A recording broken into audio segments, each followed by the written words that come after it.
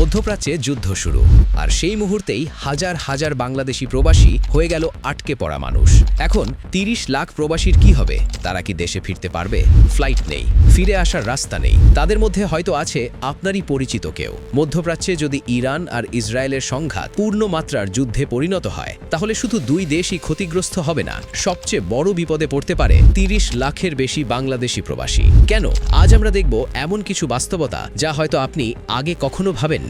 মধ্যপ্রাচ্য এখন পৃথিবীর সবচেয়ে অস্থির অঞ্চলগুলোর একটি। একদিকে ইরান, অন্যদিকে ইসরায়েল। এই দুই শক্তির সংঘাত যদি বড় যুদ্ধে রূপ নেয়, তাহলে এর প্রভাব শুধু ওই দুই দেশের মধ্যেই সীমাবদ্ধ থাকবে না, কারণ মধ্যপ্রাচ্যের অর্থনীতির বড় অংশ চলছে বিদেশি শ্রমিকদের ওপর। আর সেই শ্রমিকদের মধ্যে সবচেয়ে বড় একটি অংশই হলো বাংলাদেশি প্রবাসী। অনেকে মনে করেন বাংলাদেশিরা শুধু একটি দেশে কাজ করে, কিন্তু বাস্তবতা অনেক বড়। বাংলাদেশি প্রবাসীরা ছড়িয়ে আছে সৌদি আরব, ইউনাইটেড আরব এমিরেটস, কাতার, কুয়েত, ওমান, বাহরেন।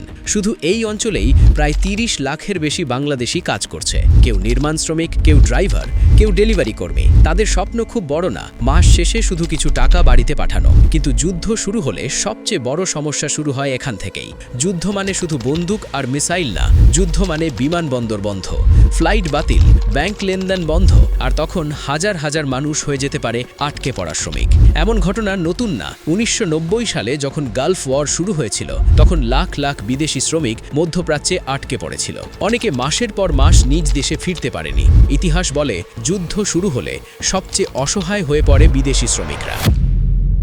ধরুন একজন মানুষের কথা, তার নাম রাশেদ, গ্রামের বাড়ি কুমিল্লায়। ঋণ নিয়ে গেছে ইউনাইটেড আরব এমিরেটসে কাজ করতে। প্রতি মাসে সে দেশে টাকা পাঠায়। এই টাকায় তার পরিবারের খাবার চলে, বাবার চিকিৎসা হয়, ছোট ভাইয়ের পড়াশোনা হয়। কিন্তু যুদ্ধ শুরু হলে কোম্পানি বন্ধ, বেতন বন্ধ, ফ্লাইট বন্ধ, আর তখন রাশেদের মতো হাজার মানুষ হয়ে যেতে পারে অসহায় আটকে পড়া প্রবাসী। বাংলাদেশের অর্থনীতিতে বড় ধাক্কা লাগবে এই যুদ্ধে। এই গল্প শুধু একজন মানুষের না, এটা বাংলাদেশের অর্থনীতিরও গল্প। কারণ প্রতি বছর প্রবাসীরা দেশে পাঠায় বিলিয়ন ডলার রেমিটেন্স। এই টাকা দিয়ে চলে পরিবার, চলে ব্যবসা, চলে দেশের অর্থনীতি। কিন্তু যদি যুদ্ধের কারণে প্রবাসীরা কাজ হারায়, তাহলে শুধু একজন মানুষের আয় বন্ধ হবে না, বন্ধ হয়ে যাবে হাজার হাজার পরিবারের স্বপ্ন।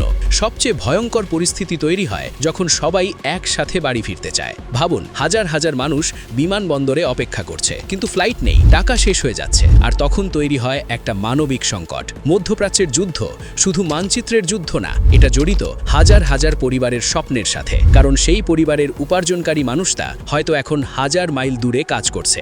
এখন একটা প্রশ্ন, যদি সত্যি মধ্যপ্রাচ্যে বড় যুদ্ধ শুরু হয়, বাংলাদেশ কি তার ৩০ লাখ প্রবাসীকে নিরাপদে ফিরিয়ে আনতে পারবে?